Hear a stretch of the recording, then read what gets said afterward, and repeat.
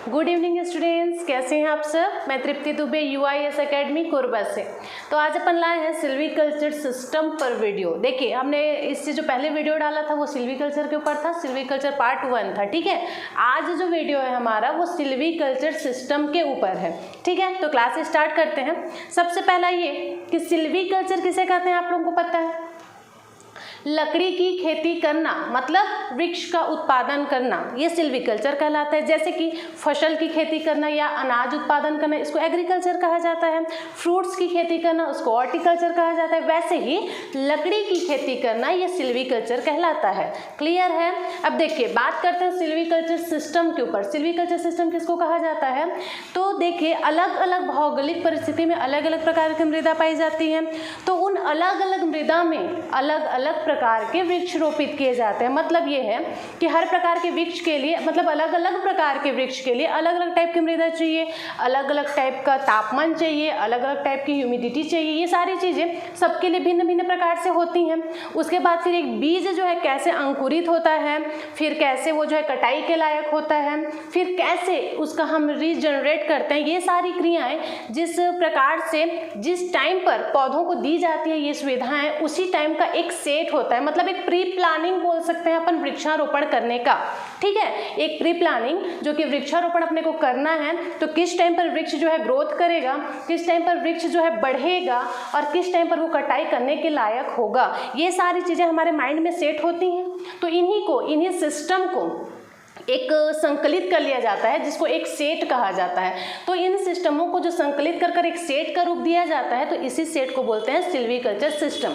Clear है। क्या बताई मैं, देखिए जो एक पौधा है किस टाइप से वो ग्रोथ करेगा, कब वो कटाई के लायक हो जाएगा, तो किस किस परिस्थिति में उन पर कौन कौन सा मेथड अपने को अप्लाई करना है, उसका एक प्री प्लानिंग, एक संकलित सेट सिल्वीकल्चर सिस्टम कहलाता है। ठीक है, तो देखिए सिल्वीकल्चर सिस्टम को अपन 3 पार्ट्स में देखते हैं। सबसे पहला जो सिल्वीकल्चर सिस्टम को कैसे वर्गीकृत किया गया है वो देखते हैं अपन। ठीक है, तो उसमें पहला तो अपना रीजनरेशन आएगा।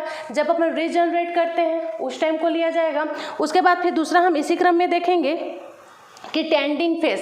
कैसे टेंडिंग फेज, मतलब अपन बोल सकते हैं जब वृक्ष जो है बढ़ता है, जब ग्रोथ करता है, उस टाइम पर कौन सा मेथड अप्लाई करना है ये। और तीसरा हमारा आता है हार्वेस्टिंग फेज। ये कौन सा होता है, जब अपने को पता चलता है कि वृक्ष जो है अब मैच्योर हो चुका है, अब अपने को अच्छी क्वालिटी का टिम्बर देने लायक हो चुका है, तो अब हम इसको काट सकते हैं। तो ये होता है हार्वेस्टिंग फेज। तो इस प्रकार से 3 आधार पर, 3 बेस पर जो सिल्वीकल्चर सिस्टम है उसको डिवाइड किया गया है। ठीक है, अब देखिए, अब हम देखेंगे सिल्वीकल्चर सिस्टम के पार्ट्स। ठीक है, मतलब सिल्वीकल्चर सिस्टम को कौन कौन से पार्ट्स में डिवाइड किया गया है। तो देखिए, मोड ऑफ रीजनरेशन। ठीक है, किस टाइप से रीजनरेट करना है अपने को, उसके आधार पर सिल्वीकल्चर को 2 पार्ट्स में डिवाइड किया गया है।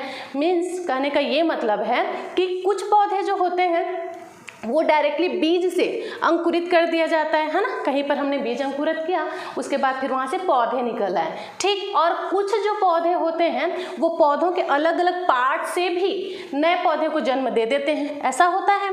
तो वही है कि मोड ऑफ रीजनरेशन, मतलब किस पौधे का किस प्रकार से नया पौधा निकल रहा है, उसी के बारे में देखना है। तो देखिए, इसको 2 पार्ट्स में डिवाइड किया गया है। देखिए यहाँ पे लिखा हुआ है, पहला जो है वो है हाई फॉरेस्ट सिस्टम और दूसरा है हमारा कपिस सिस्टम। हाई फॉरेस्ट सिस्टम मतलब आप क्या समझते हैं, इसमें जो पौधों का अंकुरण किया जा रहा है ना, रीजनरेटिंग किया जा रहा है जो प्लांट्स का, उसमें ये जड़ों के माध्यम से, मीन्स बीज के माध्यम से किया जाएगा। एक पौधा जिसको अंकुरित करना है अपने को, कहीं जाकर लगाना है, तो बीज के रूप में वो पहले रहेगा। तो बीज के रूप में हम उसको पहले अंकुरित करेंगे, उसके बाद फिर वो एक विशाल वृक्ष बनेगा। तो यह जो क्रिया है वो आती है हाई फॉरेस्ट सिस्टम के अंतर्गत। ठीक है, दूसरा है हमारा कपिस सिस्टम। इसमें क्या होता है, पौधे का जो अन्य भाग रहता है, फिर वो तना भी हो सकता है, कुछ भी हो सकता है, जो अपने आप में इतना ताकत रखता है कि वो एक नए पौधा को अंकुरित कर सके, जन्म दे सके, उसको बोला जाता है कपिस सिस्टम। क्लियर है। बीज से उत्पन्न होने वाला पौधा हाई फॉरेस्ट सिस्टम के अंतर्गत रखा जाता है और पौधे के अन्य पार्ट से जो पौधा अंकुरित होने की शक्ति रखती है वो आता है कपिस सिस्टम के अंतर्गत। क्लियर। अब देखिए, जो हाई फॉरेस्ट सिस्टम है इसको भी 3 पार्ट्स में डिवाइड किया गया है। पहला जो है कंसंट्रेटेड रीजनरेशन सिस्टम, ठीक है, दूसरा है हमारा डिफ्यूज सिस्टम, और जो तीसरा है वो हमारा है अल्टरनेट सिस्टम। तो देखिए कंसंट्रेटेड रीजनरेशन सिस्टम क्या होता है आपको बताती हूँ। देख लीजिए, मान लीजिए एक कोई बहुत बड़ा फॉरेस्ट है, कोई जंगल है, ठीक है, जहाँ पर बहुत सारे वृक्ष लग रखे हैं। अब अपने को वहाँ पर फेलिंग वर्क करना है, उसके बाद फिर जस्ट रीजनरेशन की क्रिया वहाँ पर करवानी है।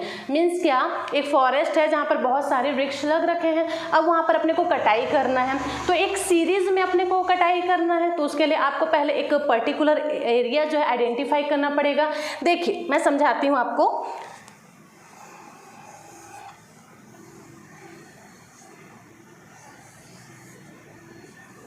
ठीक, देखेंगे, मान लीजिए ये फॉरेस्ट है, ठीक है, एक बड़ा सा फॉरेस्ट है, यहाँ पर बहुत सारे वृक्ष लग रखे हैं, ठीक है। अब अपने को यहाँ पर क्या करना है, फेलिंग वर्क करना है, मतलब इनकी कटाई करनी है, ठीक। तो सबसे पहले अपने को क्या करना पड़ेगा, ये सारे ट्रीज है ना, तो अपने को सबसे पहले क्या करना पड़ेगा, यहाँ पर एक पहले आइडेंटिफाई करना पड़ेगा उस एरिया को जहाँ पर कि जो वृक्ष है वो पूरी तरह से मैच्योर हो चुकी है, इस लायक हो चुकी है कि वो अपने को अच्छी क्वालिटी का टिम्बर प्रोवाइड करा सके, ठीक। तो अब हम लोगों ने क्या किया, एक ऐसा एरिया चूज कर लिया जहाँ पर कि जो वृक्ष हैं वो पूरी तरह से मैच्योर हो चुकी हैं, कटने के लायक हो चुकी हैं, ठीक है। तो हमारा जैसे कि ये एरिया है, समझ लीजिए ये पूरा फॉरेस्ट है जहाँ पर वृक्ष लग रखा है। अब हमने आइडेंटिफाई किया तो अपने को मिला कि जो फॉरेस्ट का ये वाला एरिया है ना, यहाँ पर जो वृक्ष है वो पूरी तरह से मैच्योर हो गई हैं, अब इस लायक हो गई हैं कि वो हमें अच्छी किस्म की लकड़ी दे सकती है। तो हमने यहाँ पर कटिंग का काम चालू किया, एक सीरीज से हम कटिंग का काम चालू करेंगे जिसमें कि सारे पेड़ को हम यहाँ पर का काट देंगे। अब क्या हो गया, हमने यहाँ पर का सारा वृक्ष को काट लिया, बाकी का जो ट्री है वो वैसे ही का वैसा रहेगा, सिर्फ इस एरिया को हमने काटा, सिर्फ इसी एरिया पे हमारा कॉन्सेंट्रेट रहना चाहिए कि इस एरिया में जो वृक्ष है वो मैच्योर है, अब अपने को उसको काटना है। अब हमने इसको काट लिया, ठीक, अब हमने इसको काट लिया तो क्या बचेगा, ये पूरा साफ, क्योंकि हमने तो यहाँ पर का वृक्ष को काट लिया।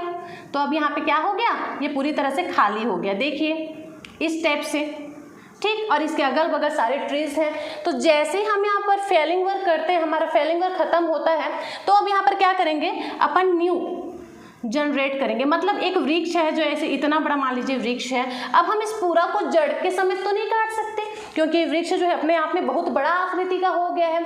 किसी भी बड़े से वृक्ष को अगर आप काटना है तो आप उसका आधा हिस्सा ही काटोगे, ठीक है, उसका जो बाकी नीचे वाला जो स्टम्प है वो रह ही जाता है। जैसे कि यहाँ पर इतना स्टम्प रह ही जाएगा, इसका ऊपर वाला हिस्सा मान लो आपने काट लिया, ठीक। स्टम्प मीन्स बोल सकते हैं ठूट, जो पेड़ की ठूट बचती है वो वहाँ पे रह जाएगा। अब यहाँ पर से क्या होगा, फिर से पौधे का अंकुरण होगा, छोटा छोटा इस टाइप से निकलेगा, न्यू जनरेशन की क्रिया तुरंत स्टार्ट हो जाएगी।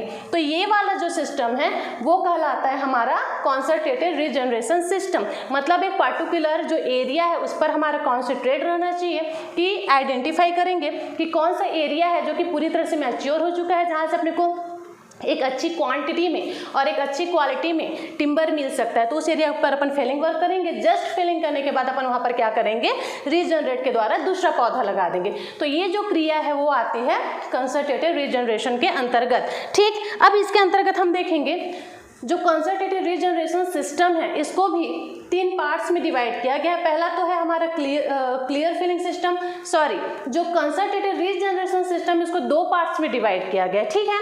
पहला है हमारा क्लियर फिलिंग सिस्टम और जो दूसरा है वो है शेल्टर वुड सिस्टम। अब देखिए क्लियर फिलिंग सिस्टम क्या होता है, तो इसमें मैं बताती हूँ, नाम से ही क्लियर है, क्लियर फिलिंग सिस्टम मतलब पूरी तरह से जंगल को आपको साफ करना है, ये कहलाता है क्लियर फिलिंग सिस्टम, ठीक है। देखिए क्लियर फिलिंग सिस्टम में क्या होता है, मान लीजिए एक फॉरेस्ट है जहाँ पर बहुत सारे ट्रीज उग रखे हैं, अब अपने को वहाँ पर क्लियर फिलिंग सिस्टम अप्लाई करना है। तो अपन कैसे करेंगे, तो वहाँ पर क्या होता है, एक पूरा जंगल को, ठीक है, मतलब कि बोल सकते हैं जहाँ पर इक्वी प्रोडक्टिव एरिया है, मतलब क्या, जहाँ पर एक समान वृक्ष हैं जो साथ में ग्रोथ करते हैं, साथ में मैच्योर होते हैं, वो एरिया आपको चूज करना है, ठीक है, जिसको इक्वी प्रोडक्टिव एरिया कहा जाता है। क्लियर है। अब अपने को सबसे पहले ऐसा जगह चूज करना पड़ेगा। अब हमने वो जगह चूज कर लिया, उसके बाद क्या क्या करेंगे, वहाँ पर अपन फेलिंग वर्क स्टार्ट करेंगे, मतलब कटाई का काम वृक्ष का स्टार्ट करेंगे। अब पूरा एक जंगल हमने साफ कर दिया, वो एरिया हमने साफ कर दिया जहाँ पर एक समान वृक्ष जो है मैच्योर वृक्ष अपने को मिला। ठीक, अब उस एरिया को साफ करने के बाद क्या बचेगा, सेम यही स्टम्प बचेंगे बस। वहाँ पर जो पेड़ की ठुठी होती है, जो नीचे वाले जिसको स्टम्प कहा जाता है, वो बच जाएगा। ऊपर का पेड़ तो हमने काट लिया क्योंकि अपने को टिम्बर चाहिए था। क्लियर है? तो जो स्टम्प बचेंगे वहाँ पर क्या होगा, फिर से न्यू जनरेशन होगी, मतलब न्यू जनरेट की क्रिया होगी, नए नए फिर से पौधे अंकुरित होंगे। ये क्रिया चलती रहती है, मतलब ये सर्कल जो है चलते रहता है। किसमें? क्लियर फिलिंग सिस्टम में। तो यहाँ पर जो क्या बोलना चाहिए, न्यू जनरेट वृक्ष होंगे ना, वो मोस्टली आर्टिफिशियली होंगे। ठीक है, बोल सकते हैं कि नेचुरली भी कभी कभी होता है, लेकिन मोस्टली टाइम पर यहाँ पर आर्टिफिशियल ट्री को ही लगाया जाता है। क्यों? क्योंकि जब तक एक पूरा फॉरेस्ट हमने साफ कर दिया, अब उस खाली टाइम में जब तक कि पौधा उगा भी नहीं है, उस टाइम पे हम क्या करेंगे, खाली टाइम वेस्ट करेंगे अपना? ऐसा नहीं कर सकते। इस कारण से अपन क्या करेंगे, अगर हमने कहीं बीज लगा दिया तो उसको अंकुरित होने में काफ़ी टाइम लग जाएगा। तो इसलिए हम क्या करेंगे, कहीं भी नर्सरी से जाएंगे, वहाँ से अपन आर्टिफिशियल ट्रीज ले आएंगे और उसको फिर फॉरेस्ट बनाकर वहाँ पर लगा देंगे। उससे क्या होगा, जो बीज है, बीज से जब पौधा निकलेगा तो पौधा निकलने तक का जो सफ़र है, उसके लिए जो अपने को वेट करना पड़ेगा वो अपने को नहीं करना पड़ेगा। मतलब रोटेशन जो पीरियड रहेगी वो बढ़ जाएगी। समझ आ रहा है मैं क्या बोलना चाह रही हूँ? मतलब अपने को ज़्यादा वेट नहीं करना पड़ेगा। यही है क्लियर फिलिंग सिस्टम। ठीक है, इसमें यही किया जाता है कि मोस्टली आर्टिफिशियल जो रीजनरेट के लिए वही पौधे यूज किए जाते हैं जो कि नर्सरी से लाए जाते हैं। नेचुरली पौधे भी हो सकते हैं, लेकिन कुछ पौधे होते हैं, जैसे कि देखिए बहुत सारे ऐसे ट्रीज होते हैं जिसको बढ़ने में, जिसको ग्रोथ होने में 120 साल लग जाता है, कभी कभी 100 साल लग जाता है। ऐसा टाइमिंग होता है, कभी कभी 20 भी लग गया, 25 भी लग गया, ऐसा होता है। तो उन पौधों को क्या होता है ना, एक बीज से अंकुरित होकर एक पौधा बनने में भी काफ़ी टाइम लग जाता है। जो पौधे इतने लंबे टाइम में बड़े होकर एक विशाल वृक्ष बनते हैं, उनको एक बीज से ग्रोथ होने में भी लगभग बोल सकते हैं 2 साल 1.5 साल का टाइम लग जाता है आराम से। ठीक है, तो उतना टाइम तक आप क्या करोगे, खाली बैठे रहोगे? नहीं। इस कारण से क्या किया जाता है, इसमें आर्टिफिशियल जो प्लांट्स हैं उसको लाया जाता है और वहाँ पर लगाया जाता है, ताकि बीज से पौधा बनने तक का जो सफ़र है वो अपने को तय ना करना पड़े, तो टाइमिंग अपना कम हो जाएगा।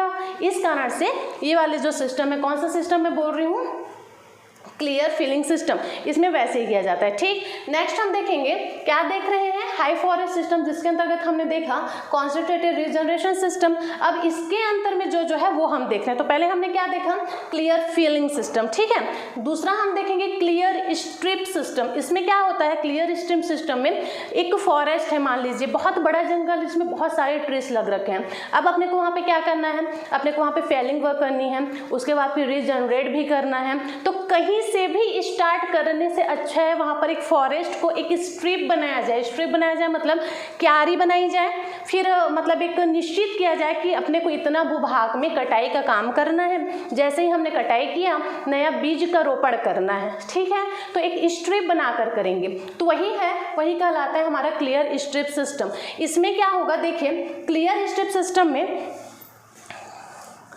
मैं आपको ड्रॉ करके दिखाती हूँ, तब आपको वहाँ पर चीज़ें समझ आएंगी। मान लीजिए ये फॉरेस्ट है, ठीक है, उसके बाद फिर यहाँ पर बोला जा रहा है जो भी यहाँ पे मान लीजिए बहुत सारे पेड़ लगे हुए हैं। ठीक है, ये इस टाइप का बहुत सारा पेड़ लगा हुआ है, फॉरेस्ट है क्योंकि फॉरेस्ट में ट्री होंगे ही होंगे, है ना। तो इसमें हम स्ट्रिप बना लेंगे, मीन्स इस टाइप की क्यारियाँ बना लेंगे, एक डिवाइड कर लेंगे कि अपने को आज इतना को काटना है, इतना को छोड़ना है, इतना को काटना है। ठीक, तो इसमें जो कटाई वाला काम रहेगा वो कैसे रहेगा, against the wind direction. Means क्या, अगर मान लीजिए इस साइड से हवा चल रही है, ठीक है, ये फॉरेस्ट है जहाँ पर ट्री है, तो जहाँ पर हवा चल रही है उसके अपोजिट साइड से अपने को कटाई स्टार्ट करना है। जैसे यहाँ पर से हवा चल रही है तो हम इस साइड से कटाई करना स्टार्ट करेंगे। यहाँ पर से हमने काटना चालू किया, यहाँ पर पूरा काट लिया हमने। ठीक है, अब यहाँ पर काटने के बाद यहाँ पर की ज़मीन साफ़ हो गई, क्योंकि यहाँ पर स्ट्रिप बनाकर ये वाला हिस्सा तो हमने पूरी तरह से काट लिया है। अब यहाँ पर की जो ज़मीन खाली हो गई, वहाँ पर क्या करेंगे, यहाँ पर हम फिर से रीजनरेशन की क्रिया करेंगे, फिर से पौधे लगाएंगे, बीज लगाएंगे, जो पौधों की ठूठी बची रहेगी वहाँ पर रीजनरेट की क्रिया करेंगे, वो मेथड अप्लाई करेंगे जिससे कि वो जल्दी से जल्दी ग्रोथ हो सके। ठीक, लेकिन यहाँ पर वृक्ष तो है, अभी सिर्फ एक स्ट्रिप को ही हमने काटा है। तो इस प्रकार का जो कृषि है, जो सिस्टम है अपने को करना है सिल्वीकल्चर का, अप्लाई करना है यहाँ पर, उससे फ़ायदा क्या होगा। देखिए यहाँ पर रीजनरेट वाले पौधे आ गए हैं, हमने यहाँ पर को कटाई किया तो ठीक है। उसके बाद क्या होगा, फिर हमने यहाँ पर को कटाई किया, तो एक वृक्ष को, एक जंगल की बात कर रही हूँ मैं, बहुत बड़ा जंगल है, तो वहाँ पूरा आपको जंगल को साफ करने में बहुत ज़्यादा टाइम लगेगा। तो उससे होगा ये, अगर आप स्ट्रिप बना बना कर कटाई कर रहे हैं तो एक जगह मान लीजिए आपने पूरा जंगल साफ कर दिया, एक स्ट्रिप में आपने जंगल साफ कर दिया, लेकिन जो दूसरा स्ट्रिप है उसका पेड़ बचा हुआ है ना, तो वहाँ पर जो जंगल साफ किया वहाँ पर आपने रीजनरेट करने के लिए भूमि छोड़ दी। तो जैसे ही यहाँ पर का जो पौधा है वो अंकुरित होना चालू होगा, जैसे ही वो पौधा बढ़ेगा तो उससे क्या होगा, इधर से हवा चल रही है तो ये जो पेड़ है उनका झुकाव इस साइड हो जाएगा, हवा इधर से आ रही है तो पेड़ भी ऐसे करके पीछे साइड झुकेंगे, और जब पीछे साइड झुकेंगे तो यहाँ पर ऑलरेडी हमारा रीजनरेट पौधा है, ठीक है, तो जो कि उसके शेल्टर में हो जाएगा, इस वृक्ष के शेल्टर में हो जाएगा, इसका छाया जो है उस पर पड़ जाएगा, जो कि बहुत अधिक मात्रा में अगर वर्षा हो रही है, बहुत अधिक मात्रा में सूर्य की लाइट आ रही है, उन सब चीज़ों से इसको प्रोटेक्ट करेगा। क्लियर है? तो क्या होता है, समझ आ गया आपको? क्लियर? स्ट्रिप सिस्टम क्या होता है समझ आ गया। मतलब एक फॉरेस्ट की अपने को कटाई करनी है, रीजनरेशन करना है, उसका रीजनरेट करना है क्रॉप का, तो उसके लिए स्ट्रिप बना बना कर इसमें कृषि किया जाता है। स्ट्रिप मतलब क्यारियाँ, ऐसे लंबा लंबा अपन डिवाइड कर लेंगे, उसके बाद फिर एक जगह को पहले एक स्ट्रिप को काटना है, फिर दूसरा स्ट्रिप को काटना है, इस टाइप का। और लेकिन कब, अगेंस्ट द विंड डायरेक्शन, जिस साइड से हवा आ रही है उसके अपोजिट साइड में अपने को काटना स्टार्ट करना है। तो ये होता है हमारा क्लियर स्ट्रिप सिस्टम, ठीक है। इसी में तीसरा क्रम पे है हमारा अल्टरनेट सिस्टम। इसमें क्या होता है, इसमें भी सेम यही होता है, स्ट्रिप सिस्टम ही होगी, लेकिन कैसा होगा, यहाँ पे मैंने आपको क्या बताया कि स्ट्रिप सिस्टम में अपन एक साइड से काटना स्टार्ट कर रहे हैं, मतलब एक सीरीज से काटना स्टार्ट कर रहे हैं। फॉरेस्ट है जिसका एक दिशा हमने चूज कर लिया कि यहाँ पर से काटते काटते काटते काटते फिर हम पूरा जंगल को साफ करेंगे, लेकिन उसके पीछे जहाँ पर हमने काटना स्टार्ट किया है वहाँ पर हम रीजनरेट भी क्रिया कर रहे हैं, पौधे उसके पीछे पीछे लगाते जा रहे हैं, इधर जंगल साफ होता जा रहा है लेकिन इधर पौधा उगता जा रहा है ना। लेकिन जो अल्टरनेट हमारा सिस्टम है उसमें क्या होता है, उसमें अगर अपन ने फॉरेस्ट किया, ठीक है, अगर फॉरेस्ट है एक जहाँ पर बहुत सारी ट्रीज की क्रॉपिंग हो रखी है, अब वहाँ पर अपने को अल्टरनेट सिस्टम अप्लाई करना है, तो क्या होगा, देखिए जैसे कि ये फॉरेस्ट है, मान लीजिए बहुत सारे यहाँ पर ट्रीज बन रखे हैं, ठीक है, बहुत सारे ट्री हैं इस टाइप की, ठीक है, ये सारी ट्री हैं क्योंकि फॉरेस्ट है, फॉरेस्ट में बहुत सारी ट्री होती हैं। तो इसमें भी क्या करेंगे, इसमें भी अपन स्ट्रिप ही बनाएंगे। जैसे कि मान लीजिए यहाँ पर हमने स्ट्रिप बना लिया, एक स्ट्रिप हमने यहाँ पर बना लिया, एक स्ट्रिप हमने यहाँ पर बना लिया, सारा का सारा ट्री से कवर है, ठीक। अब यहाँ पर जब अपन फेलिंग वर्क स्टार्ट करेंगे तो क्या करेंगे, एक जगह पर अपन फेलिंग करेंगे, मीन्स यहाँ पर मान लीजिए हमने कटाई की, यहाँ पर का पूरा ज़मीन साफ हो गया, ठीक है, साफ हो गया। अब यहाँ पर फिर से हमने रीजनरेट कर दिया, बहुत सारे पौधे लगा दिए जो यहाँ पर स्टंप है उससे, उसके अलावा भी बहुत सारे, ठीक है। अब हमने ये वाला जो स्ट्रिप वाला लाइन है उसको हमने छोड़ दिया, फिर उसका जो नेक्स्ट लाइन है उसमें हमने फिर से फिलिंग वर्क किया, ठीक है। अब फिलिंग वर्क किया मतलब ये वाला लाइन भी फिर से साफ हो गया, तो यहाँ पर फिर से अपन रीजनरेट की क्रिया करेंगे, जो ठूठ है उसमें से फिर से पौधे निकल आएंगे और साथ में कुछ बीज भी लगा देंगे जो कि जल्दी से पौधा बन जाए। अब यहाँ पर ऑलरेडी इधर भी इस साइड भी वृक्ष है ना, बहुत सारे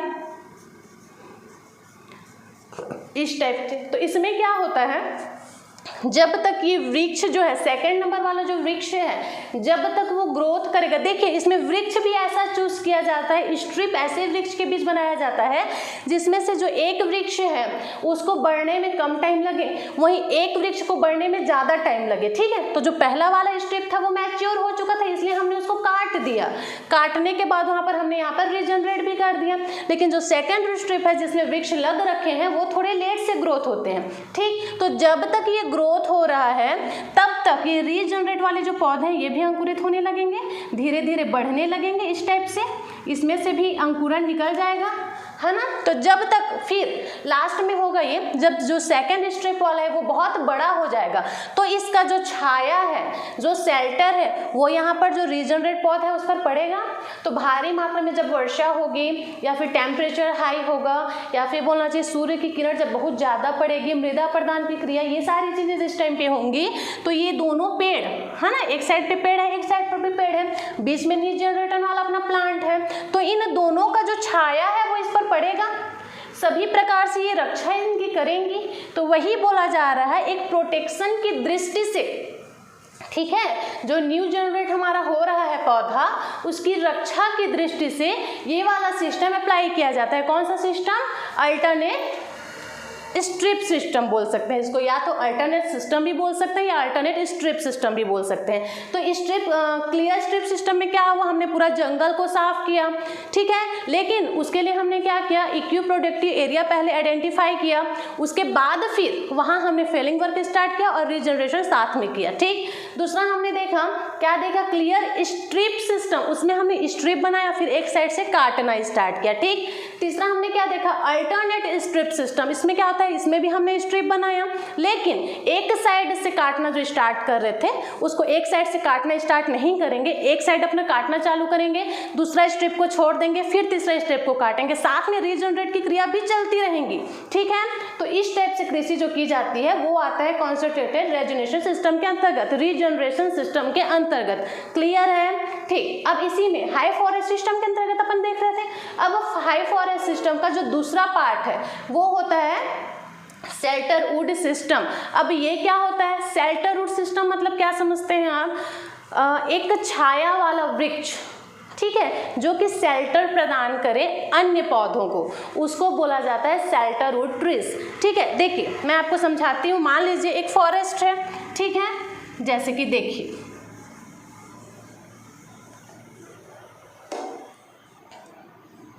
मान लीजिए ये फॉरेस्ट है ना, यहाँ पर बहुत सारे ट्रीज लग रखे हैं इस टाइप से, बहुत सारे ट्रीज लग रखे हैं, बहुत सारे लाइन से ट्रिप लग रखे हैं, ठीक है। इस ट्रिप के थ्रू यहाँ पे लाइन लग रखा है जहाँ पर बहुत सारे पौधे हैं, ठीक। क्या देख रहे हैं अपन, शेल्टर वुड सिस्टम देख रहे हैं। तो इसमें जब पौधा लगाएंगे ना, स्ट्रिप वाइज लगाते हैं, इसमें भी पौधा जो है, तो ये मान लीजिए एक स्ट्रिप हो गया, ये 2 हो गया, ये 3 हो गया, उधर 4, उधर 5, इस टाइप से वो बढ़ते जाएगा। तो जो पहला वाला स्ट्रिप सिस्टम है, ठीक है, जो पहली वाली लाइन है उसमें हम इस टाइप का वृक्ष लगाएंगे जिसको ग्रोथ होने में ज़्यादा टाइम लगे, क्लियर है, जो कि मतलब मान लीजिए कोई वृक्ष है जो कि 120 साल में बढ़ रहा है, ठीक। तो पहले वाली लाइन पे हमने 120 साल में बढ़ने वाला वृक्ष लगा दिया, फॉर एग्जांपल बता रही हूँ, है ना, ये कम ईयर वाला भी हो सकता है, ज़्यादा ईयर वाला भी हो सकता है। फिर जो दूसरी लाइन है उसमें हमने मान लीजिए 30 ईयर में बढ़ने वाला वृक्ष लगा दिया, ठीक। उसके बाद वाला जो है उसमें मान लीजिए हमने 110 साल में जो बढ़ने वाला वृक्ष है वो लगा दिया, उसके बाद वाले मान लीजिए 50 साल में जो बढ़ने वाला ट्री है वो लगा दिया। मीन्स कहने का ये मतलब है कि एवन एज मतलब एक ही एज के ट्रीज नहीं लगाने हैं, अलग अलग एज के ट्रीज लगाएंगे, जैसे कि कोई ज़्यादा साल में जो कि ग्रोथ करता है, उसके बाद कम साल में। ऐसा क्यों? ऐसा इसलिए क्योंकि जो 120 साल में ग्रोथ होगा पूरी अच्छे से मैच्योर होगा, इस लायक हो जाएगा कि हमको अच्छी किस्म की अच्छी संख्या में, ठीक है, टिम्बर प्रोवाइड कर सके। तो जब तक ये 120 साल वाला बढ़कर ग्रोथ करेगा तब तक ये जो 30 साल वाला है वो कितने बार ग्रोथ कर चुका होगा, समझ रहे हैं आप। 120 साल में ये बढ़ रहा है, लेकिन उसके बगल में जो 30 साल वाला है वो देखिए एक बार वो ग्रोथ कर लिया 30 साल में, ठीक, फिर हमने उसका फेलिंग किया, हमने उसका कटाई किया, ठीक। अब ये जो है खाली हो गया, ओके। अब ये खाली हो गया तो अब यहाँ पर क्या करेंगे, रीजनरेट करेंगे, फिर से हम यहाँ पर पौधे लगाएंगे, ठीक। और जब तक ये फिर ग्रोथ करेगा, फिर इसमें से पौधा निकलेगा, फिर ये बड़ा हो जाएगा, फिर ये बड़ा हो जाएगा, छोटा है, ठीक है। तो जब तक ये छोटा है तब तक ये दोनों साइड से इसको शेल्टर मिल रहा है ना, दोनों साइड से इसको छाया मिल रहा है।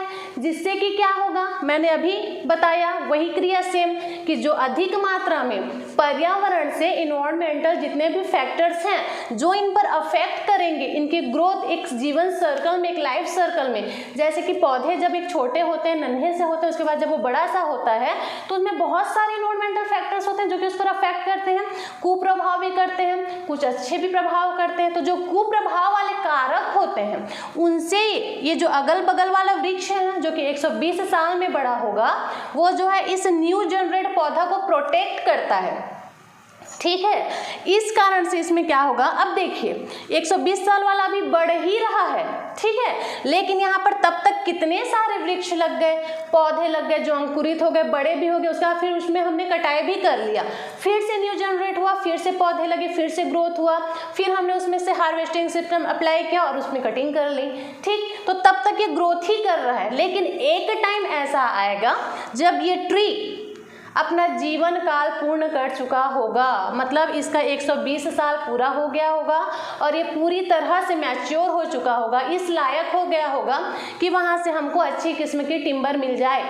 ठीक, तो उस टाइम पे इसकी भी हमको कटिंग करनी पड़ेगी। देखिए, कोई भी शेल्टर ट्री को अपन परमानेंट नहीं रख सकते, क्योंकि अगर हमने ज़्यादा टाइम तक इसको रखा तो ये निगेटिव, ठीक है, निगेटिव प्रभाव करना चालू कर देती है, अपना निगेटिव असर दिखाना चालू कर देती है। जैसे कि देखिए, ये ग्रोथ हो गया, एक लेवल तक ग्रोथ हुआ, वहाँ तक ठीक, लेकिन अगर हमने फिर भी उसका कटाई नहीं किया तो क्या होगा, उससे होगा ये कि जो इसका फैलाव है वृक्ष का, है ना, जो जड़ का फैलाव है वो तो है ही, लेकिन जो उसकी शाखाएं हैं, ठीक है, जो उसकी झुंड है उसका भी फैलाव बढ़ने लगेगा, मतलब इसको ज़्यादा स्पेस चाहिए होगा।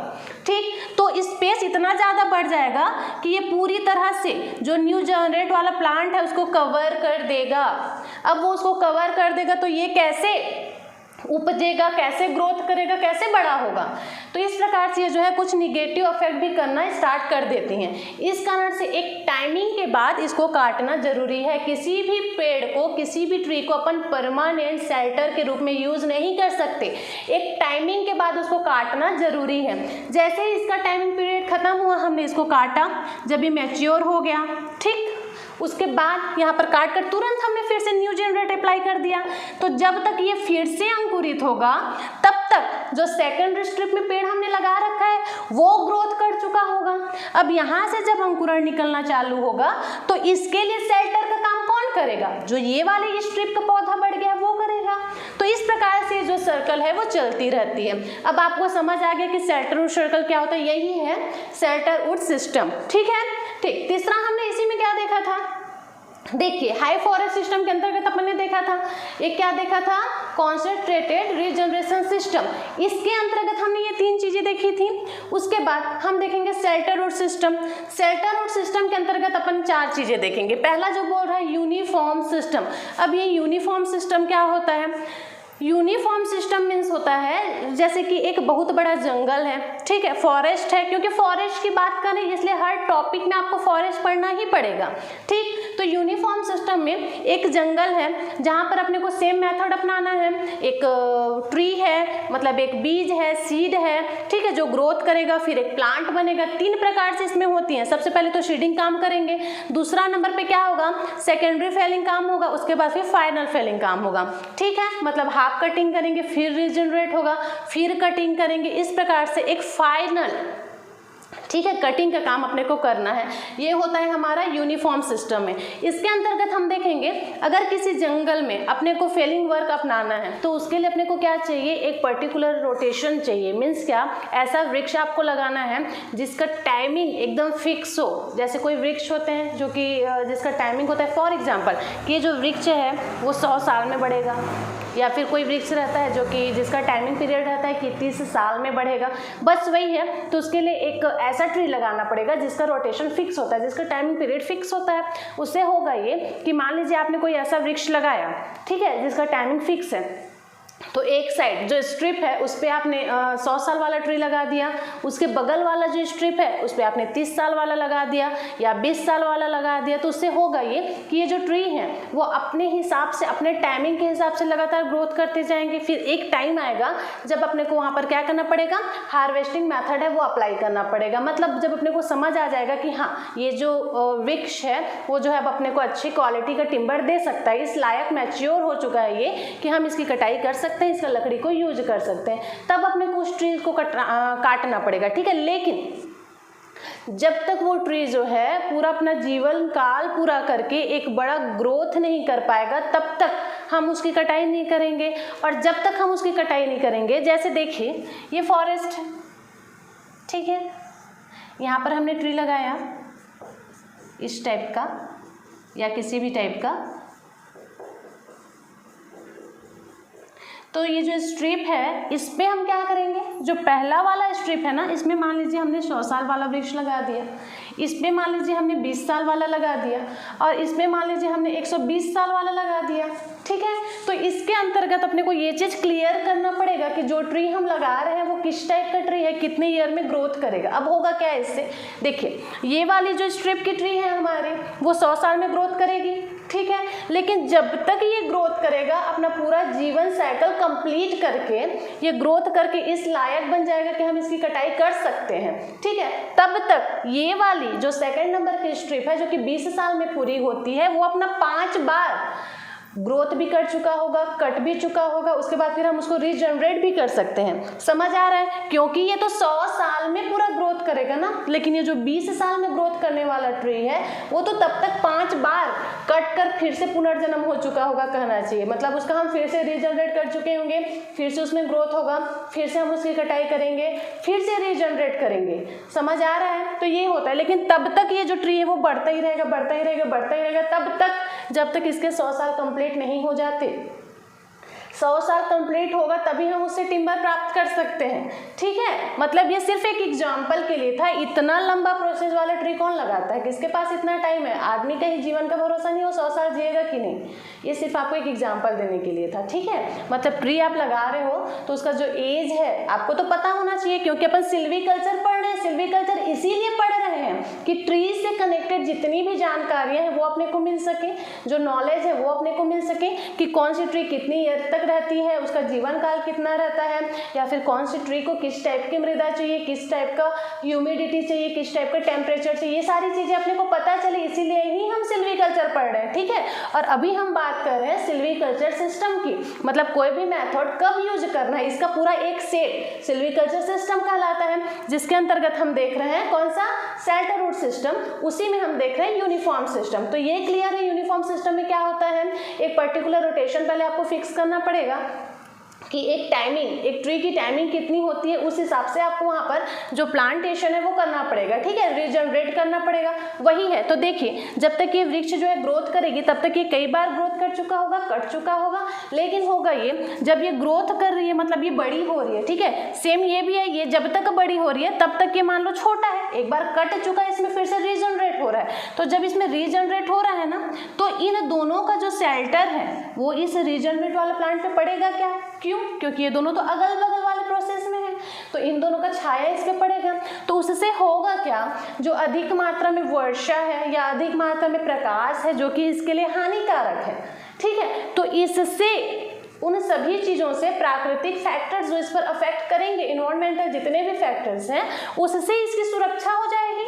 तो वही है, प्रोटेक्शन की दृष्टि से ये वाला जो मेथड है वो अप्लाई किया जाता है, ताकि इनके शेल्टर में ये जो है प्रोटेक्ट रहे और बढ़े, ग्रोथ हो। फिर जब ये जो है पूरी तरह से ग्रोथ हो चुका होगा तब ये वाला जो ट्री है वो काटना पड़ेगा। देखिए इसको भी अपने को काटना ही पड़ेगा, क्योंकि अपन इसको लगातार बोलना चाहिए शेल्टर रूट के रूप में नहीं यूज कर सकते। जैसे हमने शेल्टर सिस्टम में पढ़ा था, एक ट्री जो है शेल्टर वर्क कर रही है तो उसको लगातार अपन शेल्टर नहीं बना सकते, क्योंकि एक टाइम के बाद ये क्या करती है, अपना निगेटिव इफेक्ट डालने लगती है। जैसे कि मान लीजिए इसमें इतना ज़्यादा ग्रोथ हो गया कि अपने स्थान पर फैल गई, इसकी जड़ें फैल गई, इसकी शाखाएँ फैल गई, तो अब क्या होगा, तो होगा ये कि इसका जो छाया है, मतलब बोलना चाहिए इसकी जो टहनियाँ है वो पूरी तरह से जो छोटे छोटे प्लांट है उस पर पड़ने लगेगी, जिससे जितनी ज़रूरत है उतना प्रकाश भी इसको नहीं मिल पाएगा, मतलब निगेटिव इफेक्ट्स डालने लगेंगी। इस कारण से एक टाइमिंग के बाद ये जो ट्री है, जो बहुत बड़ी ट्री है, जो कि शेल्टर का काम कर रही थी अब तक, उसको भी काटना पड़ता है।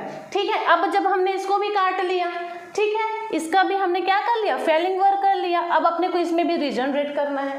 तुरंत जैसे ही अपन ने काटा तो वहां पर रीजनरेट हमने कर दिया। अब जब हम इसमें रीजनरेट कर रहे हैं तो क्या होगा, तो इसके बगल वाले स्ट्रिप में जो ट्री जो है ऑलरेडी बड़ी हो चुकी है, वो इसके लिए शेल्टर का काम करेगी जब तक इसका जीवन चक्र पूरा नहीं हो जाता, जब तक इसका 20 साल कंप्लीट नहीं हो जाता। ठीक है, तो वही है शेल्टरहुड सिस्टम के अंतर्गत जो यूनिफॉर्म सिस्टम है उसमें यही होता है। शेल्टरहुड है मतलब शेल्टर से ही रिलेटेड रहेगी इसके सारे पॉइंट्स, क्लियर है। लेकिन जो यूनिफॉर्म है उसका कहने का मतलब ये है कि एक क्या बोलना चाहिए, पर्टिकुलर रोटेशन वाला ट्री ही अपने को लगाना है, वही प्लांटेशन में अपने को यूज करना है। इससे क्या होगा, जो अपने को लकड़ी मिलेंगी ना, जो ट्री मिलेंगी, वो एवन एज्ड होंगे, मतलब उनका एज फिक्स होगा, क्योंकि हम एज फिक्स वाला ट्री लगा रहे हैं। अपने को पता है ये 100 साल में ये वाला ट्री होगा, ये 20 साल में कंप्लीट होगा, वही है। तो देखिए क्वेश्चन बन जाता है कि जो शेल्टरहुड सिस्टम के अंतर्गत यूनिफॉर्म सिस्टम होता है उसमें किस टाइप की ट्रीज मिलती हैं। तो ये आपको याद रखना पड़ेगा कि इससे अपने को एवन एज ट्री मिलती है, क्योंकि टाइमिंग इसकी फिक्स होती है। ठीक है, क्लियर है। अब देखिए इसी में हम देखेंगे, हमने क्या देखा, यूनिफॉर्म सिस्टम देख लिए। अब हम देखेंगे ग्रुप सिस्टम। ग्रुप सिस्टम क्या होता है, ग्रुप सिस्टम मतलब एक बोल सकते हैं अपन स्कैटर्ड एरिया है जिसमें कि अपने को एक ग्रुप आइडेंटिफाई करना पड़ेगा। मीन्स कहने का ये मतलब है, कोई फॉरेस्ट है, समझिए बहुत बड़ा फॉरेस्ट है जिसमें बहुत सारे वृक्ष लग रखे हैं।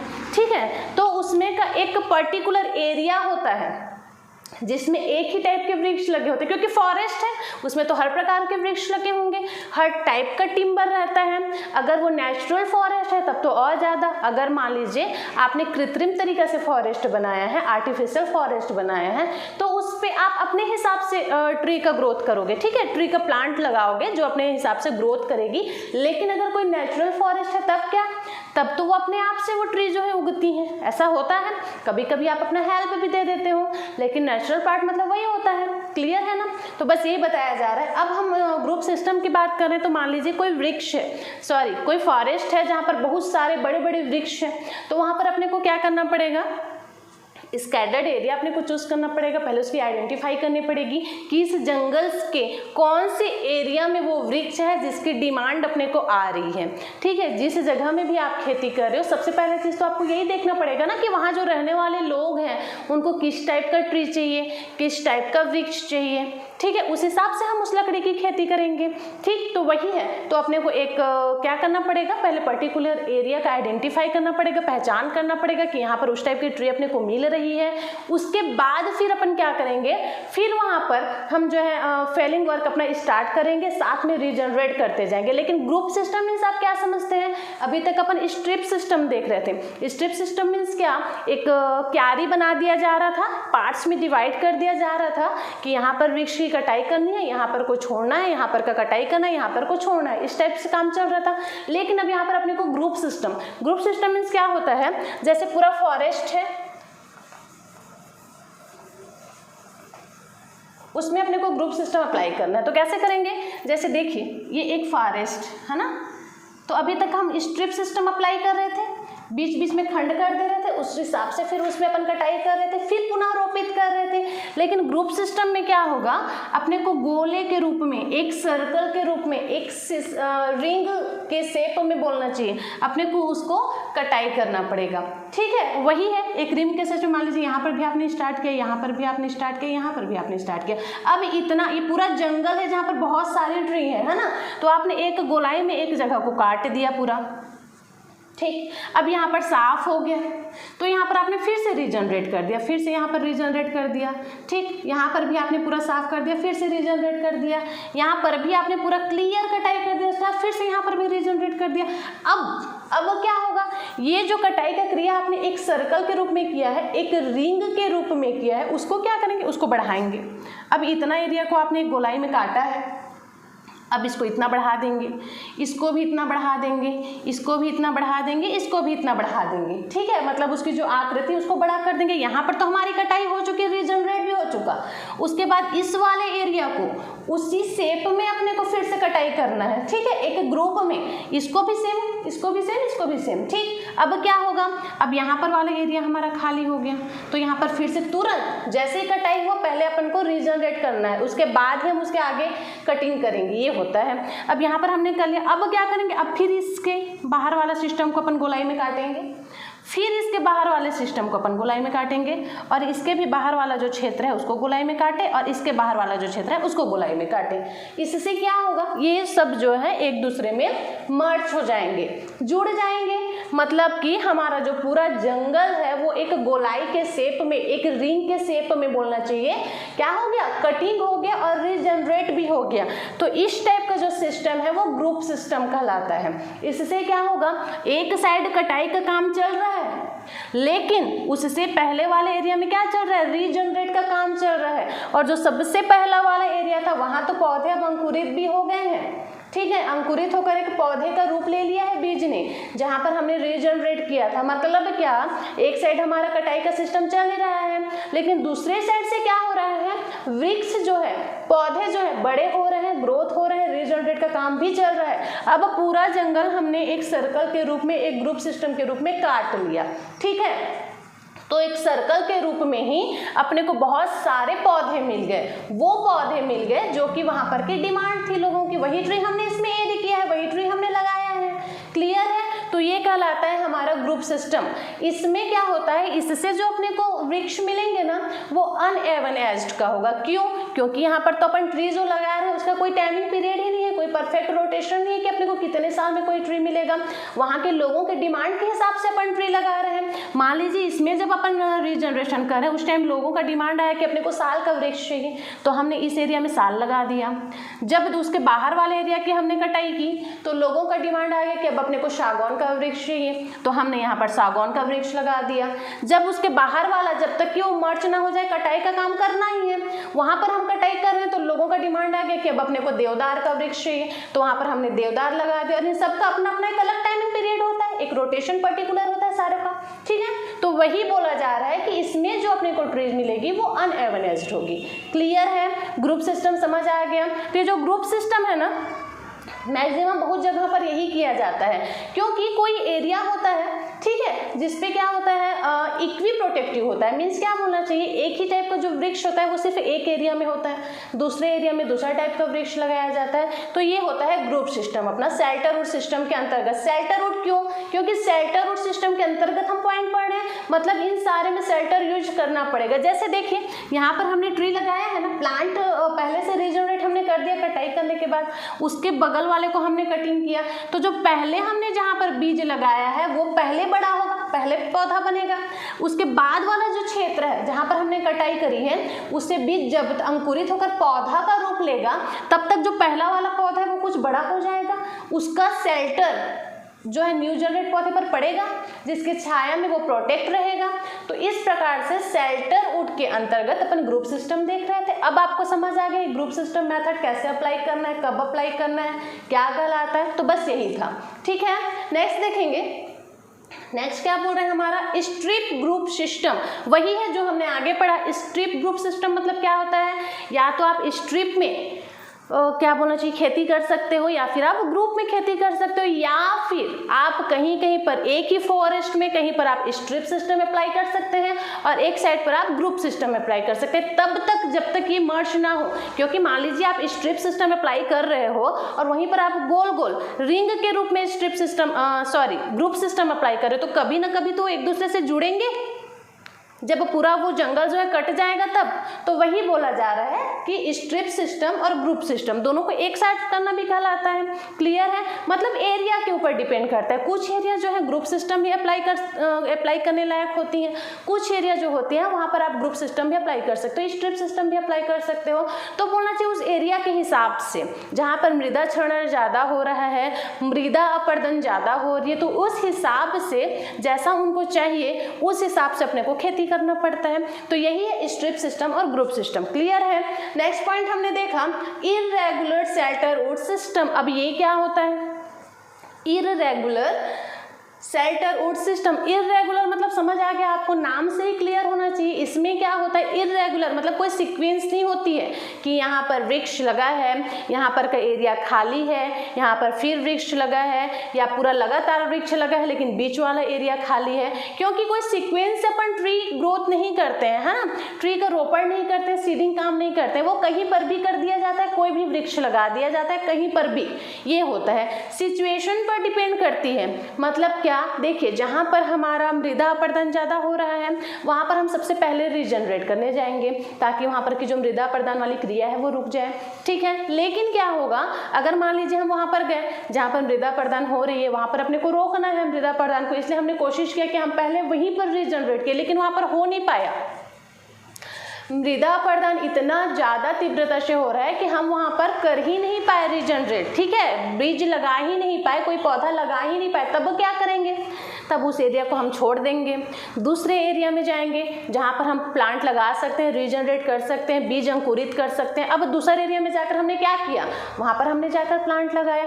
तो यही होता है कि जिस जगह को जैसा प्लेस है, उसकी जैसी डिमांड है, उस हिसाब से अपने को वहाँ पर प्लांटेशन करनी पड़ती है। यही कहलाता है इर्रेगुलर सिस्टम। तो इससे क्या होगा? उसके बाद जब हमने पूरा जंगल बना लिया, जब हमने ट्री लगा दिया, कभी कभी नेचुरल होता है, कभी कभी आर्टिफिशियल भी होता है, इस टाइप की जो होती हैं। स्पेशली जो अपन देवदार का ट्री लगाते हैं, साल शौगन वाला जो ट्री लगाते हैं, ये जो है इर्रेगुलर सिस्टम के अंतर्गत ही, इर्रेगुलर शेल्टर वुड सिस्टम के अंतर्गत ही लगाया जाता है। कहीं पर भी मतलब कोई भी पेड़ लगा दिए, इस टाइप का वाला होता है।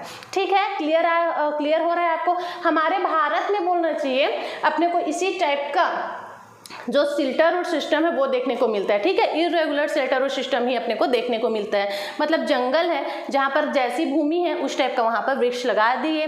अब जब आपको जिस टाइप का भी टिम्बर चाहिए तो उसके लिए आपको क्या करना पड़ेगा? इक्वी प्रोडक्टिव एरिया चूज करना पड़ेगा। मतलब जंगल के कौन से वाले क्षेत्र में साल का वृक्ष है, कौन से वाले क्षेत्र में सागौन का वृक्ष है। जरूरी नहीं है कि एक एरिया में पूरा साल का ही वृक्ष आपको मिले या एक एरिया में आपको पूरा सागौन का वृक्ष मिले। ठीक है, कहीं पर भी कोई भी वृक्ष लगा दिया जाता है। मैंने बताया जैसी भूमि की डिमांड रहती है उस हिसाब से, क्योंकि जो स्थल है वो जरूरी नहीं कि सब तरफ एक ही समान हो, मैदानी रूप में हो, कहीं पर फ्लैटी भी हो सकता है, कहीं पर स्लोपी भी हो सकता है, पर्वतीय पठारी क्षेत्र में भी मान लीजिए आप इस टाइप की खेती कर रहे हैं। ठीक है, तो यही होता है कि कहीं पर भी कुछ भी खेती कर देना उसकी परिस्थिति के हिसाब से, उसकी भौगोलिक परिस्थिति के हिसाब से या फिर उसकी स्थलाकृति के हिसाब से, तो वो कहलाता है हमारा इर्रेगुलर सिस्टम। अब इर्रेगुलर सिस्टम में इर्रेगुलर प्लांटेशन कर रहे हैं अपन, तो इसके जो ट्री मिलेंगे वो भी अनएवन एज्ड मिलेंगे, क्योंकि किसी पेड़ की तो कोई उम्र पता ही नहीं ना हमने तो कहीं भी कोई भी खेती कर दिया।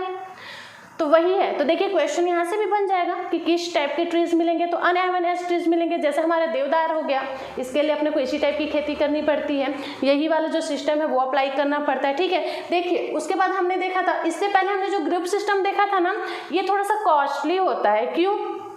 क्योंकि देखिए अगर आप ग्रुप सिस्टम कर रहे हो तो ग्रुप सिस्टम मतलब सर्कल में एक रिंग के जैसे कटिंग कर रहे हो, तो उसके लिए आपको ज़्यादा वर्कर की आवश्यकता होगी, ज़्यादा टाइम चाहिए होगा, ज़्यादा पैसा चाहिए होगा, ज़्यादा उपकरण चाहिए होगा, तो ये थोड़ा सा कॉस्टली हो जाता है। ठीक है, बाकी स्ट्रिप सिस्टम तो ये सिंपल ही होता है। जो पहाड़ी क्षेत्र है मान लीजिए, वहाँ पर अगर आप ये ग्रुप सिस्टम करना चाह रहे हो तो वो क्या होगा, थोड़ा सा टफ टास्क हो जाता है ग्रुप सिस्टम में पहाड़ी एरिया में करना, क्योंकि वहाँ ढलान होती है। जैसे ही पानी गिरता है उसके साथ जो खेत में मिनरल्स है मृदा के साथ, वो पानी के साथ जो है ढलान के रूप में बह जाता है। ठीक है, इस कारण से पहाड़ी एरिया में ये थोड़ी सी टफ हो जाती है ये जो टास्क होता है। क्लियर है? यूनिफॉर्म सिस्टम वहीं पर अप्लाई किया जाता है जहाँ पर मृदा अपरदन की समस्या ज़्यादा होती है या फिर बोलना चाहिए खरपतवार कम होता है, तो उन जगह पर यूनिफॉर्म सिस्टम अप्लाई किया जाता है। ग्रुप सिस्टम हमने समझाया, मैदानी क्षेत्र है तो ज़्यादा अच्छा है, क्योंकि पहाड़ी क्षेत्र में थोड़ा सा डिफिकल्ट होता है, थोड़ा सा टफ टास्क हो जाता है, कॉस्टली हो जाता है। ठीक है, नेक्स्ट स्ट्रिप और ग्रुप सिस्टम, ये दोनों आपको समझ आ गया, क्योंकि पहला पार्ट वही है, दूसरा पार्ट वही है। किस टाइप से करना है, दोनों को एक साथ भी कर सकते हो, अलग अलग भी कर सकते हो, तब तक जब तक कि वो आपस में मर्ज ना हो जाए। क्लियर है? तीसरा हमने क्या देख लिया, इर्रेगुलर सिस्टम। इर्रेगुलर नाम से ही क्लियर होना चाहिए कि कहीं से भी कुछ भी कर देना, स्थलाकृति के हिसाब से कहीं पर भी कुछ भी खेती कर देना, जहाँ पर ज़रूरत हो पहले वहाँ पर रीजनरेट हो रहा है वो पहले ग्रोथ होगा, फिर उसकी कटाई करेंगे, फिर उस क्षेत्र में रीजनरेट की क्रिया करेंगे।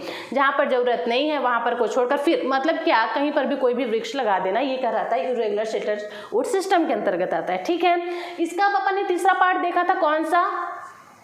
Diffuse system. इसमें क्या होता है डिफ्यूज सिस्टम में, देखिए इसको भी दो पार्ट्स में डिवाइड किया गया। ठीक है, डिफ्यूज सिस्टम को, इसमें एक होता है सिंगल सेलेक्शन और दूसरा होता है ग्रुप सेलेक्शन। फॉरेस्ट की बात हो रही है, वहाँ भी बहुत सारे वृक्ष हैं।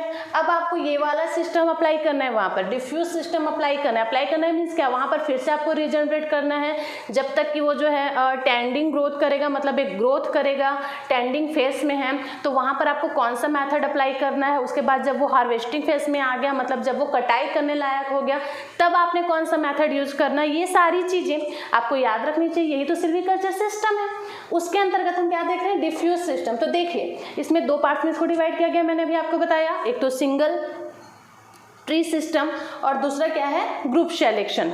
ठीक है, अब इसमें क्या होता है, अगर आप सिंगल ट्री सेलेक्शन कर रहे हो तो वो तो एकदम नेचुरली आपको पता होना चाहिए कि डिमांड पर ही किया जाएगा। जहाँ भी आप फॉरेस्ट बना रहे हो, मान लो वहाँ के लोगों को जैसा भी चीज़ चाहिए, जैसा भी टाइप का ट्री चाहिए, जिस टाइप की भी क्वालिटी में क्वांटिटी में टिम्बर चाहिए, उस हिसाब से आप वहाँ पर सिल्वीकल्चर अप्लाई करोगे, लकड़ी की खेती करोगे। ठीक, तो सिंगल ट्री में कोई दिक्कत नहीं है, आप कहीं पर भी सिंगल ट्री लगा सकते हो, चाहे आप उसको स्ट्रिप रूप में लगाओ या फिर आप उसको रिंग रूप में लगाओ, आपके ऊपर है। ठीक, लेकिन वही अगर हम वहाँ पर ग्रुप सेलेक्शन कर रहे हैं तो फिर से वही बात, अगर आपको ग्रुप सेलेक्शन करना है तो एक जंगल में एक स्कैटर्ड एरिया है, ठीक है, वहाँ पर आपको क्या करना पड़ेगा, पहले इक्वी प्रोटेक्टिव एरिया चूज करना पड़ेगा, जहाँ पर की जो भूमि है वो इस लायक हो कि अगर आप ग्रुप सेलेक्शन में ट्री लगा रहे हो, वहाँ पर एक ग्रुप में ट्री लगाना चाह रहे हो तो ग्रुप को वो सहन कर सके। मतलब वहाँ पर के आसपास की कोई भी जमीन ऐसी नहीं होनी चाहिए जिसकी उर्वरा शक्ति कम हो, तो वो जगह पहले आपको चूज करना पड़ेगा ताकि एक पर्टिकुलर एरिया में आप जिस भी ट्री की खेती करना चाहते हो वो आप कर सको, उसमें किसी भी प्रकार की दिक्कत ना आए। तो ये होता है ग्रुप सेलेक्शन एरिया। ठीक, मतलब समझ आया। सिंगल ट्री सिस्टम मतलब क्या समझाई मैं आपको, सिंगल ट्री सेलेक्ट करना है, जैसा डिमांड है वैसा आपने कट किया और लोगों तक पहुंचा दिया, फिर से वहां पर रीजनरेट करने लगे। तो जो सिंगल ट्री सिस्टम है ये क्या होगा, A1 एज ट्री होंगी इसमें, क्योंकि आप सिंगल ट्री लगा रहे हो तो आप उस एज को याद रख कर लगाओगे कि कौन सी एज की अपने को ट्री लगानी है, जैसा चाहिए उनको उस टाइप का आप ट्री लगाएगो। लेकिन जहाँ पर ग्रुप सिलेक्शन हो रहा है तो जरूरी नहीं है कि एक ही एज का आप ट्री लगाओ, ठीक है, वहाँ पर अलग अलग एज की भी आप ट्री लगा सकते हो। इसलिए ग्रुप सिलेक्शन सिस्टम जहाँ पर आप अप्लाई कर रहे हो वहाँ से जो अपने को ट्री मिलेगी वो क्या होगी, अनएवन एज्ड की होगी। क्लियर है, ग्रुप सिस्टम समझ आ गया आपको, स्ट्रिप सिस्टम आ गया, कंपार्टमेंट वाइज जो सिस्टम करते हैं जो कि स्ट्रिप सिस्टम का ही एक पार्ट है, कंपार्टमेंट बनाना है आपने, ठीक है, तो वो आपको समझ आ गया। सेलेक्शन सिस्टम आपने समझ आ गया, क्या होता है सेलेक्ट करना, लोगों के डिमांड के हिसाब से सेलेक्ट करना है, चाहे सिंगल सेलेक्ट करिए, अगर ज़्यादा लोगों का डिमांड आ रहा है तो आप एक ग्रुप सिस्टम सेलेक्ट कीजिए, ग्रुप सेलेक्शन कीजिए, एक एरिया चूज कीजिए, आइडेंटिफाई कीजिए जहाँ पर एक ही टाइप के आपको वृक्ष मिले। तो ये होता है सिंगल और ग्रुप सिस्टम। क्लियर है, तो हमने क्या क्या देख लिया, देखिए हाई फॉरेस्ट सिस्टम के अंतर्गत हमने ये सारी चीजें देख ली, जितना भी हम अभी तक पढ़ रहे थे वो हाई फॉरेस्ट सिस्टम के अंतर्गत आता था। अब अपने को देखना है कपिस सिस्टम। देखिए सिल्वीकल्चर सिस्टम को दो पार्ट्स में डिवाइड किया गया था, पहला तो हमारा हाई फॉरेस्ट सिस्टम था, दूसरा कपिस सिस्टम था। हाई फॉरेस्ट सिस्टम के अंतर्गत हमने ये सारी चीजें देखी, ठीक। अब हम देखेंगे कपिस सिस्टम, कपॉइस सिस्टम भी बोलते हैं, कहेंगे आपके ऊपर है, जो बोलना चाहो वो बोल सकते हो। तो देखिए कपिस सिस्टम को 7 पार्ट में डिवाइड किया गया है, ठीक। उसमें से जो पहला पार्ट है वो क्या है, सिंपल कपिस सिस्टम, दूसरा पार्ट है वो क्या है, शेल्टरवुड सिस्टम, तीसरा पार्ट है शेल्टरवुड कपिस सिस्टम और कपिस विथ स्टैंडर्ड सिस्टम, और नेक्स्ट है कपिस विथ रिजर्व सिस्टम और coppice selection system, the pollard system, ठीक। सबसे पहले तो कपिस सिस्टम किसके कहा जाता है, आपको समझ आ रही है चीजें। जहां भी प्लांटेशन आप कर रहे हो, ठीक है, तो जो भी पौधा है वो उसके हर एक पार्ट में, ठीक है, हर एक पार्ट नहीं बोलना चाहिए। एक पौधा है जिसका कोई भी पार्ट है मान लीजिए जो कि अपने अंदर इतनी शक्ति रखता है कि वो अपने अंदर से दूसरा प्लांट उगा सके, दूसरा प्लांट को जन्म दे सके, वो कहलाता है कपिस सिस्टम। अब ये जरूरी नहीं कि बीज ही हो, ये तना भी हो सकता है। समझ आ रहा है क्या बोलना चाह रही हूँ मैं? कपिस सिस्टम मतलब वो कि प्लांट का वो पार्ट जो अपने अंदर इतनी ताकत रखता है कि वो एक नई प्लांट पैदा कर सकता है, वो कपिस सिस्टम कहलाता है। कपिस से मतलब नया प्लांट बनना कपिस सिस्टम कहलाता है। ठीक, हाई फॉरेस्ट सिस्टम में हमने क्या देखा था? सिर्फ बीज से एक नया प्लांट बन रहा है, वो हाई फॉरेस्ट सिस्टम कहलाता था। लेकिन कपिस सिस्टम में क्या हो रहा है? प्लांट का कोई भी पार्ट हो सकता है जिससे कि अपने को नया पौधा मिल रहा है। क्लियर है? तो इस कपिस सिस्टम के अंतर्गत हमने देखा सिंपल कपिस सिस्टम, एक साधारण कपिस सिस्टम जिसमें वो पौधों को ऐड किया जाता है जिसमें पौधों का जो कोई भी पार्ट हो, तना हो सकता है, जिससे एक सिंपलिसिटी के द्वारा उसका रीजनरेट किया जाएगा। फिर जब वो ग्रोथ करेगा, जब हार्वेस्टिंग फेज पर आ जाएगा तो उसकी कटाई कर ली जाएगी।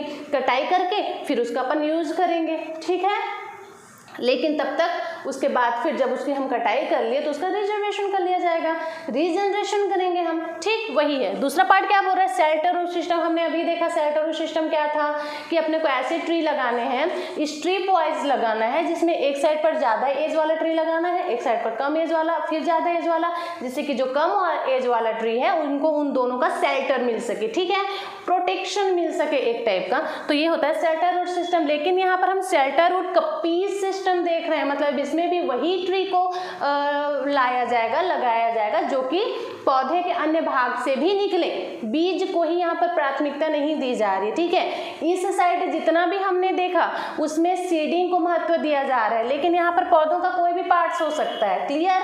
कपिस पार्ट्स हो सकता है। तीसरा देखिए शेल्टर वुड कपिस सिस्टम, वही है जो हमने ऊपर पढ़ा। ठीक, नेक्स्ट देखिए कपिस विथ स्टैंडर्ड सिस्टम। कपिस करना है मतलब पौधों का कोई भी भाग को एक स्टैंडर्ड तरीके से उसकी क्या करनी है? फॉरेस्ट बनाना है, क्रॉपिंग करनी है, उसके बाद फिर एक टाइमिंग के बाद उसकी कटाई कर लेना। स्टैंडर्ड तरीके से मतलब एक फॉरेस्ट बनाना है। इसको हम बोल सकते हैं कि मोस्टली आर्टिफिशियल पौधों को उसमें ऐड किया जाता है, क्योंकि अपने को स्टैंडर्ड फॉरेस्ट बनाना है। नेचुरली अगर कोई प्लांट्स उगेगा तो जरूरी नहीं वो उगेगा ही कि नहीं उगेगा, बड़ा होगा भी कि नहीं, या फिर जहाँ पर ज़रूरत है उस हिसाब का प्लांट उग रहा है कि नहीं। तो हम अपनी ज़रूरत के हिसाब से क्या करेंगे? आर्टिफिशियली जो प्लांट्स है उसको वहाँ पर ग्रो करवाएंगे। यही है। नेक्स्ट क्या बोल रहा है? Coppice with reserve system. एक रिजर्व सिस्टम के अंतर्गत, रिजर्व सिस्टम मतलब क्या समझते हैं? जो पहले से संरक्षित हो, पहले से आपने आइडेंटिफाई कर लिया है कि इस एरिया में सिर्फ इसी चीज की अपने को खेती करनी है, इसी वृक्ष की अपने को पैदावार करनी है, तो पहले से जो जगह आपने रिजर्व कर लिया है वो कहलाता है कपिस विथ रिजर्व सिस्टम। क्योंकि कपिस है मतलब क्या? पौधों का कोई भी पार्ट हो सकता है। ठीक है, नेक्स्ट क्या बोल रहा है? कपिस सिलेक्शन सिस्टम। सेम है, उन पौधों को आप सेलेक्ट करो जो कि पौधे के अन्य पार्ट से, बीज को छोड़कर बाकी पार्ट से, जैसे कि तना हो गया, तना के लिए हम ले सकते हैं फॉर एग्जांपल जैसे गुलाब ले सकते हैं अपन। गुलाब का जो तना है उसका तो कोई बीज नहीं होता ना, उसका तना होता है, तो उस तना को हम कहीं पर भी लगा देते हैं। ठीक है, तो वही बोल रहा है कपिस सिलेक्शन सिस्टम। तो ऐसे पौधों को आपको सेलेक्ट करना है जिसमें तना के थ्रू खेती हो सके, उसके बाद फिर कलम के द्वारा उसकी कटाई कर दिया जाए। उसमें भी क्या होता है, उसको आप जड़ समेत नहीं उखाड़ सकते, मतलब उखाड़ सकते हो, आपके ऊपर डिपेंड करता है, लेकिन मोस्टली क्या किया जाता है, उनकी कटाई मतलब कलम किया जाता है। उसमें जो तना अगर उनकी मान लो बड़ी बड़ी आ गई हैं तो उसको काट दिया जाता है, फिर से कहीं पर उसको रीजनरेट किया जाता है, फिर उसको ग्रोथ करने दिया जाता है। ठीक है, तो इसमें अपने को अच्छे किस्म के टिम्बर मिले ये जरूरी नहीं है, ये 100 पीस के लिए भी करने वाली ट्रीज होती हैं। ठीक, नेक्स्ट क्या बोल रहा है? The pollard system. ये क्या होता है? मान लीजिए कोई ट्री है, बहुत बड़ा ट्री हो गया, ठीक है, अब उसको आपने काटना है। जब आपको दिखा कि जो है अब काटने के लायक हो चुका है, तब आपने उसको अब काटना है। अब आपने उसको काटा तो देखिए एक मोटा सा ट्री है जो अपने आप पे पूरा ग्रोथ कर चुका है, तो आप उसको पूरा जड़ समेत नहीं उठा सकते क्योंकि वो तो एक विशाल वृक्ष बन गया है ना। लेकिन आप उसकी कटाई कर सकते हो। उसको मान लो आपने बीज से काट दिया, बीच से काट दिया तो जो नीचे का उसका स्टम्प है जिसको ठूठ बोला जाता है वो तो बच ही जाएगा। तो ऐसा जंगल, ऐसा फॉरेस्ट जिसमें आप उस टाइप की वृक्ष की कटाई कर रहे हो जिसको काटने के बाद उसका स्टम्प बच जा रहा है, फिर उसमें जब क्या होगा, जितनी मात्रा में उसको पानी चाहिए, जितनी मात्रा में उसको तापमान चाहिए, उतनी मात्रा में उसको मिल रही सारी चीज़ें, मिनरल्स मिल रही है जितनी उसको चाहिए, तो कुछ टाइम बाद फिर से उसमें से क्या होगा, न्यू जनरेशन होगा, न्यू जनरेट होगा, फिर से पौधे अंकुरित होंगी, फिर उसमें ग्रोथ होगा, फिर वो बड़ा होगा। ये क्रियाएं लगातार चलती रहती हैं। तो वो सिस्टम जहाँ अप्लाई होता है वो कहलाता है हमारा द पोलार्ड सिस्टम। क्लियर है यहाँ तक? क्या क्या हमने पढ़ लिया, समझ आ गया? सिल्वीकल्चर किसे कहते हैं ये समझ आ गया। सिल्वीकल्चर मीन्स एक शब्द में अपन बोले तो लकड़ी की खेती करना। सिल्वीकल्चर सिस्टम मतलब बोले तो एक पेड़ का, एक पौधे का अंकुरण होने के बाद एक वृक्ष बनने तक के सफर में कौन से टाइम पर कौन सा मेथड यूज करना है, कौन सी विधि यूज करना है, इसका एक पूरा प्री प्लानिंग सेट हमारे माइंड में होता है, उसको हम बोलते हैं सिल्वीकल्चर सिस्टम। ठीक है, तो उसको तीन बेस के आधार पर उसको डिवाइड किया गया था, मैंने आपको बताया था। पहला रीजनरेट, दूसरा टेंडिंग फेस होता है, और तीसरा कौन सा होता है, फेलिंग फेस। मीन्स समझ आया आपको? हार्वेस्टिंग फेस बोल सकते हैं, मतलब पहले बीज जो अंकुरण होगा, वो उसके बाद फिर टेंडिंग फेस मीन्स क्या, वो ग्रोथ करेगा, बड़ा होगा, उसके बाद हार्वेस्टिंग फेस मतलब क्या, जब वो कटाई होगा। तो इन तीनों एज में अपने को अलग अलग मेथड उसमें अप्लाई करना होता है। तो इनका जो एक सेट होता है वो सिल्वीकल्चर सिस्टम कहलाता है। तो इस हिसाब से सिल्वीकल्चर सिस्टम को दो पार्ट्स में डिवाइड किया गया। हमने ये बताया आपको कौन कौन सा सिस्टम, हाई फॉरेस्ट सिस्टम और कपिस सिस्टम। हाई फॉरेस्ट सिस्टम के अंतर्गत हमने ये सारी चीजें देखी, जिसके अंतर्गत अपने दो पार्ट्स में डिवाइड किया गया हाई फॉरेस्ट सिस्टम को। मैंने आपको बताया एक तो क्या था, कॉन्सेंट्रेटेड रीजनरेशन सिस्टम, जिसके अंतर्गत हमने कुछ चीजें देखी। सेकंड हमारा था क्या था, shelter root system, diffuse system बोल सकते हैं, जिसके अंतर्गत हमने बहुत सारी चीजें देखी। उसके बाद नेक्स्ट में हमारा कपिस सिस्टम आता है। कपिस सिस्टम हमने क्या देखा, इसको 7 पार्ट्स में डिवाइड किया गया है। ठीक है, इससे रिलेटेड है, लेकिन फर्क सिर्फ इतना है कि हाई फॉरेस्ट सिस्टम में अपन सीडिंग मतलब एक बीज के थ्रू एक नया पौधा तैयार कर रहे हैं, लेकिन कपिस सिस्टम में एक कपिस के द्वारा नया पौधा तैयार करें। कपिस मतलब पौधे का कोई भी पार्ट जो कि अपने आप में इतनी ताकत रखता है कि वो एक नया पौधा जन्म दे सकता है। बस इतना ही था आपके सिल्वीकल्चर सिस्टम और सिल्वीकल्चर को मिलाकर। आई होप आप लोगों को अच्छे से समझ आया होगा। 2 से 3 बार इसको रिवाइज कर देखिए, अच्छी सी चीजें समझ आ जाएंगी। अगर आपने ये कॉन्सेप्ट क्लियर कर लिया कि कैसे क्या होता है, सिल्वीकल्चर सिस्टम होता क्या है, तो इससे अगर कोई भी ऑब्जेक्टिव बनता है, जब आप ऑब्जेक्टिव देखोगे ना प्रैक्टिस सेट में, इसके बाद नेक्स्ट वीडियो में लेकर आती हूँ इसका, ताकि आप लोग को समझ आ सके, जो ऑब्जेक्टिव है वो आपको समझ आ सके। तो जब आप उसको देखेंगे तो आपको समझ आएगा कि मैम पढ़ा क्या रही थी। जब कॉन्सेप्ट आपको क्लियर आ जाएगा तो आप ऑटोमेटिक आपको ऑब्जेक्टिव समझ आ जाएगा। बस यही है इसमें। नेक्स्ट जो वीडियो रहेगा हमारा वो सिल्वीकल्चर से ही रिलेटेड जो MCQ रहेगा उसका सेट में लेके आऊंगी आप लोग के लिए, ताकि आप लोग की प्रैक्टिस हो सके। तब तक के लिए 1 से 2 बार इसको रिवाइज कर देखिए, कॉन्सेप्ट अपना क्लियर कीजिए।